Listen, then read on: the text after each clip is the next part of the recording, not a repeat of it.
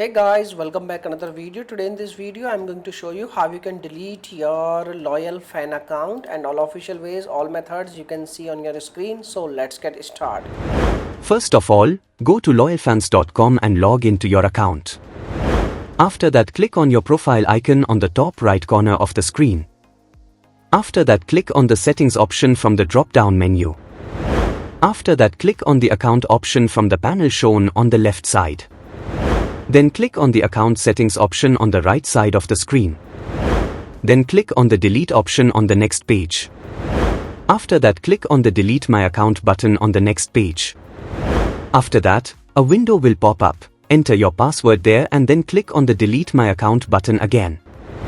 Then you must fill out the form to proceed with the account deletion process and then click on the submit button at the bottom side of the screen. Once you have submitted the form, you will receive this message on the next page. And you are done.